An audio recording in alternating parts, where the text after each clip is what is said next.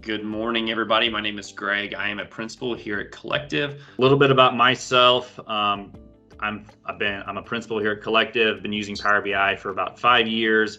My favorite feature of Power BI is really just the automation of everything, the ability for you to connect to these data sources, do the transformations in Power Query, and then once you do that once, it's completely automated. I'm from Illinois, so Collectiv is located in Chicago. I'm actually downstate Illinois in the middle of a bunch of cornfields. So the awesome part about this virtual company that we have is you can work wherever as long as you have an internet connection. So my favorite part of fall is definitely deer hunting. So deer hunting is in full season right now in Illinois. So that's something I'm hopefully going to be partaking in this weekend. And then little another extra fact is I'm still pretty upset that lime Skittles were removed from the original Skittles pack. So I'm not sure if anyone else is in the same boat as I am. All right, so let's talk about Power BI licensing. We're going to be talking about these different SKUs that are on the screen here. We're not going to spend much time on Power BI free, but just wanted to kind of touch base, let you know what it is. Power BI Pro, what many of you are familiar with, especially from the survey. Then we go into Power BI Premium, and in Power BI Premium, there's a few different kind of SKUs. The first one we're going to be discussing is something called P SKU, and that's the one that's the most common. Then we're going to get into EM SKUs, and then we're going to talk about this new offering that Ginger had mentioned. That's called Power BI Premium per user, and that's going to be released here at the beginning of November. Then we're going to talk on Power BI Report Server, mention what it is all about, and then if there is enough time, which there should be, we're going to touch on Power BI Embedded and what Power BI Embedded is used for. So that said, let's first talk about Power BI Free and what Power BI Free is. So Power BI Free is something that you can use for anything, just for you and you alone. But it's, like I said, it's only meant for you. What you can't do with Power BI Free that you can do with Pro or Premium, and in my mind, what really kind of sets the Pro and Premium apart is you can't share it with anybody. So again, you might have, let's say, for example, let's say you take care of your own personal finances, or let's say maybe you're part of a beer club. I remember we gave some training a few years ago for someone that was using Power BI Free to keep track of all the different microbreweries he went to and all the different beers that he had tried. But he was using Power BI Free for that. Wasn't sharing that information with anyone else. It was his own personal metrics. Power BI Free is you can use it to refresh once per day. You don't have a direct query option with it. However, Power BI Free is used for Power BI Premium SKUs as a viewer type license. So let's say you're using Power BI P SKUs, a P SKU, you are allowed to get viewer licenses. So I'm logged into Power BI here, and you can see, and this is a free version. And the reason I know it's free is if I go up here to my profile and I click on it, you can see right here it says a free account. And if I can click on Buy Pro now, but if it's a free account, it'll clearly say free up here in your profile section. So the other thing I want to mention is with free, like I said, it's only for your workspace. You don't have the ability to share other reports or consume reports from another workspace.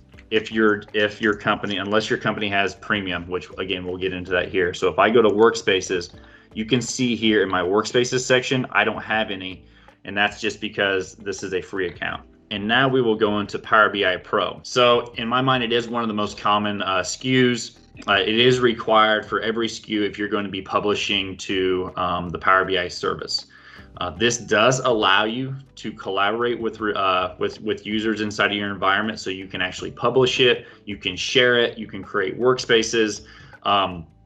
It doesn't actually mean that you can do everything. You have to be an actual Power BI admin in order to basically to administer your Power BI service. But Power BI Pro allows you to do the sharing and collaboration, which I feel is the biggest piece of Power BI. All users who want to view reports. So in your organization, let's say you create a sales report and you want to share that with someone over in finance. In order for that individual in finance to consume your report, they must have a Power BI Pro license if you're not on some other type of Power BI Premium SKU. So there's no way to get around that unless they have a Pro license if all your organization has is Pro accounts.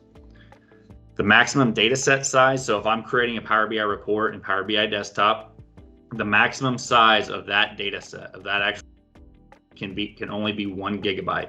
Okay, so if your file is huge, you got all these huge tables and this huge wild tabular model, if it goes over 1 GB, you need to either look at optimizing that model or move to a Power BI premium SKU. The maximum storage per user. So per user, if I'm deploying, I can only deploy up to 10 GB. So as a total, I can only, if let's say I have 10 data sets that are 1 gig, I will only be able to deploy 10 of those. As far as reschedules, so another cool part about Power BI that we all probably know is the ability to schedule refreshes. So that data automation. So once I do that, once I make connection to my data source, I can now refresh that data source, but I can only do that 8 times a day. So whatever time frames you decide, you can only do that 8 times. With premium, we can do more, and we'll get into that here in a minute. And then real quick on the actual costing of Power BI Pro, it is $10 per month per user. So if you have 10 users inside of your organization, it's going to cost you $100 per month for Power BI Pro.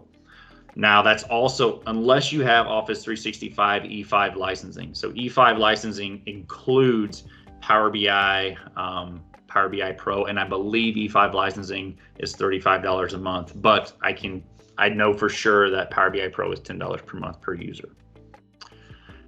Ginger, anything to add on the Pro details that I may have missed? Keep in mind, if you are a nonprofit organization, there are significant discounts for Power BI. So if that is your scenario, you can pay much less than $10 a month.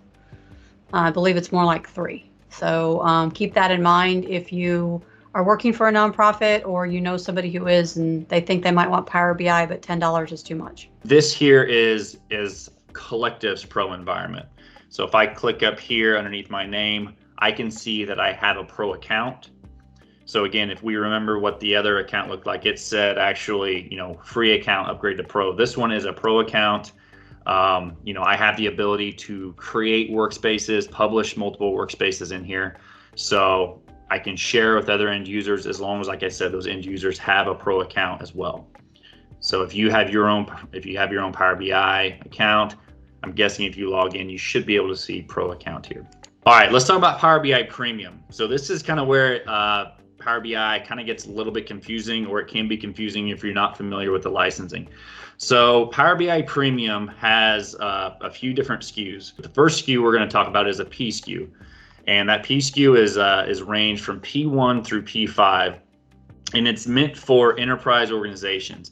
It really does not make sense for you to move to a P SKU unless you have 500 users in your organization. That's usually where we kind of just estimate and say, okay, how many users do you actually have accessing Power BI? If your organization says, well, we have about 200 users, it probably makes sense for you to stay with a Pro account. Usually, I'll get into other use cases of why you would move away from Pro to Premium if you don't have 500. But the reason it's 500 is because the P1 SKU starts at $5,000 per month. So that is the minimum cost per month. So it's a pretty hefty jump from $10 per user all the way up to $5,000 per month.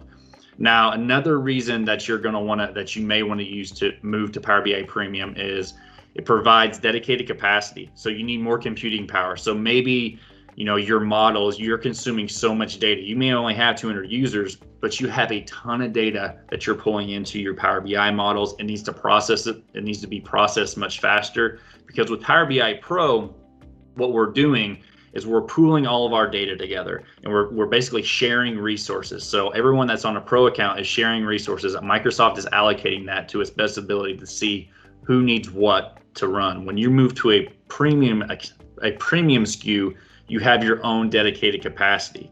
And I'll get into what those capacities look like here on another slide. But at the end of the day, you have more computing power, you have more storage power for you to basically run your more complex data sets. The other thing I want to talk about with Premium is you also get these other features. So another reason why you may want to move to a P SKU account is because you get additional features that are not offered in the Pro version, and that's just Microsoft, dangling that carrot out in front of you, saying like, hey, if you move to Premium, you also get AI, ML, cognitive services features.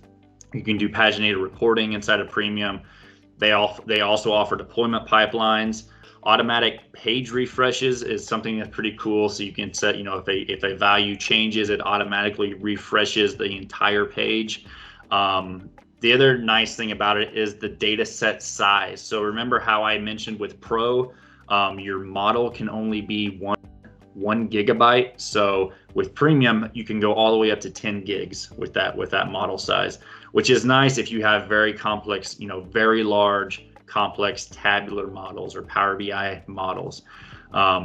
And the reason we can do that is because we have that dedicated capacity. So obviously, as you get up to 10 gigabytes, you're going to probably be at the higher end of the P SKUs, but it is available in case you need to go up to that data range. Another sweet feature is the data refreshes. So you can essentially refresh 48 times per day. So we know when we do an import method with Power BI, we're constantly importing our data. There's no direct query, but maybe your data is being refreshed every hour or maybe every 30 minutes during the day. You can set up literally a refresh. You can refresh your model 48 times per day, which is a pretty awesome feature. It's where you don't actually have to do a direct query type of method to access your data. How do you know if you're actually in a Premium account? Well, if everyone can see this image here, if you can see this diamond, basically a diamond means that is a Premium workspace. And that's how you know if your organization has Premium or if you're in Pro. And I'll actually get out of the presentation here and I'll show you a Premium account to show you what that actually looks like. So one thing that you might want to think about when you're looking at Power BI Premium is the response times that you get. With Pro, not only you have no idea who's on the same physical server that you are, and what that means is that your report visibility, your SLA for how long it takes a report to load, can vary quite a bit for reasons that have nothing to do with your organization, because you're on another server sharing space. And with Premium, you can better control that because it's your dedicated server, meaning that the only reason a report would be slow would be something going on in your environment. And that's not the case with Pro. The cognitive services are really kind of cool. Allows you the ability to do forecasting and also anomaly detection. And those are some interesting features, and Microsoft is adding more and more on those. If you want to know what they're looking to add, look at the cognitive services. They're looking to incorporate the insights that they have found there within Power BI, doing more of a citizen data scientist. And that's a big push that Microsoft is doing with a number of products. Awesome. Thanks, Ginger. I still have a Pro account here, but I know that I have Power BI Premium by seeing this this diamond here in my actual workspaces. So if I click on my workspaces here, I've actually set up Premium capacity on these specific workspaces. So that's how I know that I actually have Premium inside of my organization. The other key point I want to mention about Premium is just because you have Premium doesn't necessarily mean that you don't need Power BI Pro. So what I had mentioned at the beginning is even though no matter what SKU you're on, you need Pro users, because Pro users are who basically manage and deploy reports and then manage your Power BI environment. So with a Premium SKU, so like a P SKU, for example, you have two different users. You have Pro users and you have viewers. So I can have 500 users Power BI in my organization, but 100 users who want to do self-service BI and publish those reports. For those 100 users that actually want to do self-service, actually build reports and publish them up to Power BI and other workspaces, they will need a Pro account. So what I would need to do is it's $100 then times $10 per user per month, plus my minimum P SKU users, which is $5,000 per month. Now, I have a feeling that those different methods are going to change as we get to the Premium per user SKU when it comes out, but that is the current setup of how licensing is now. So the next Power BI Premium SKU I want to speak about is something called an EM SKU. And the EM SKUs are EM1 through EM3. And this is more for organizational embedding. So it's still a Premium SKU. However, users don't have access to the Power BI to the Power BI service. Users are accessing these reports through either Microsoft Teams or Microsoft SharePoint. More times than not, especially with the advancements of Microsoft Teams, everyone in the organization is usually accessing this through Teams now. However, it just depends upon what your organization's preference is. Like I said, it still requires a pro license to publish these reports. The biggest thing is like I said, it's all about, at this point, it's all about an architecture of how you're going to decide to share these reports, how you're going to decide to share them in the different channels of Power BI Teams or the different pages within SharePoint. End of the day, it's still a premium SKU, but you're viewing it in a different location in the service. Well, the big reason that people use it is it's less money. Yes, the exact pricing for EM SKU, it's approximately for EM1, it comes out to about $650 per month. EM2 is $1,200 per month, and then EM3 is about $2,500. So just gives people another options for these different SKUs. And there are people who use them outside of the way that Microsoft has designed it. So they tend to be very popular due to the fact that you get a lot of the features with, of course, a decreased price. One thing I will say is you're going to see more and more features that Microsoft is rolling out, encouraging teams, as we all know, to be like the one-stop shop. So there's going to be more stuff with embedding your Power BI in Teams going forward. All right, Power BI Premium per user. So this was announced at Microsoft Ignite. It was a few weeks ago now. Time flies, but this is a new per user Power BI Premium SKU. It's going to be public preview available in early November. It includes all pro license capabilities, but it then also includes other premium features. And this table here pretty well goes through everything, or the main key points of what it includes compared to a full PSKU premium to a PSKU premium licensing model. So it looks like there's just a few things, the few key things that is not available. But Ginger, anything you want to mention to the per user? Well, one thing that I think is kind of interesting about it is it provides the ability to have Power BI Premium without that huge dollar commitment, which I think is awesome. Mm-hmm. The one thing that's kind of super annoying about this is Microsoft announced this and did not announce a pricing for it. Thanks, guys. Yeah. But it will be, November is just around the corner. I was involved in a Twitter poll, and most people believe, if you want to, go off that poll, it'll be between 20 and 40 because of Tableau's pricing. So that's likely where it's going to land. One thing, too, is that Microsoft is aware that people would want to use Power BI Premium SKUs and share it to people who don't have them. And yeah, that is explicitly turned off. Right. It has to do with the features that you put in the workspace. So if you create a workspace as a premium user, that workspace cannot be shared with Pro. So if you are in that scenario and you've got that situation, for people who have premium SKUs, have somebody else create the workspace if you want that workspace to be shared among a wider audience. All right. So Power BI Premium Report Server. So we actually had a few individuals that said they're using Report Server inside of their organization. So one thing to mention, Power BI Premium Report Server is included with Power BI Premium if you have a PSKU. So it comes along with the premium offering, but it can be purchased separately with SQL Server Software Assurance. So if you have SQL Server Software Assurance, I think SQL Server 2019, and you have that software assurance, you do get Power BI Report Server with it. If you do not have software assurance, I believe you can purchase software assurance, and that comes out to approximately $40K. That expires after 2 years' time. So with premium, again, there's no way to get around the pro licenses. What Power BI Pro license allows you to do is publish to the Power BI Report Server. So if you're still creating reports, everything needs to remain on-prem. You still need a Pro license to publish it. But the viewers of the reports do not require a license. So if they're just consuming it, they don't actually need a Pro license. They can just actually consume that. The one thing I want to mention, the reason why a lot of end users will use Report Server is because they're maybe not migrated yet to the cloud.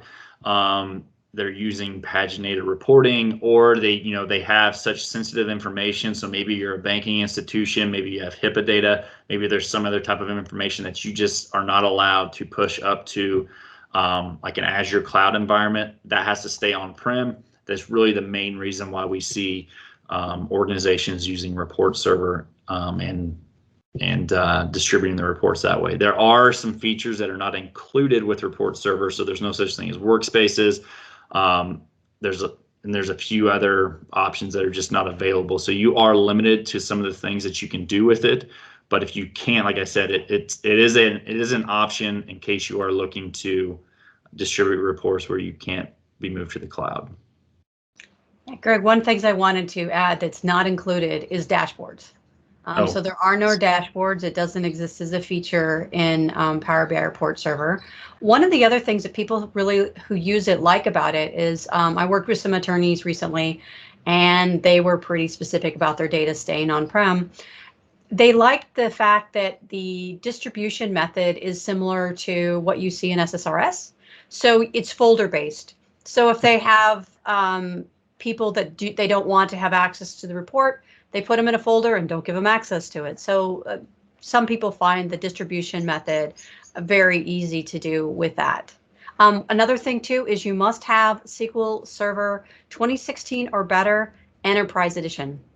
Unfortunately, if you've got anything other than Enterprise Edition, it's a feature that's not available. It's an only enterprise feature. I like the alarms with dashboards. I like the fact you can trigger alarms and kind of keep an eye on a certain number. So that's my favorite feature of it. Are there scheduled refresh caps or limitations on report server as well? No, because you're really not using a gateway to get to your data. Your data is where it is. So you can refresh your data how you see fit. It's really one thing that's nice about report server is you could do a live connection. And that's one situation where that works out really well because it's just going over to your server. So you could connect to your data live, meaning that your data is available whenever it changes.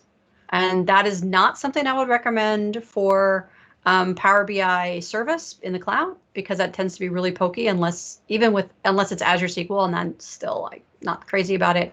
But with report server, yeah, direct connect, using a live connection to your server, you can have your data in as updated just as soon as it's changed. Final SKU here that we have to cover today is Power BI Embedded. So Power BI Embedded it's a little bit different SKU. It is an Azure service offering.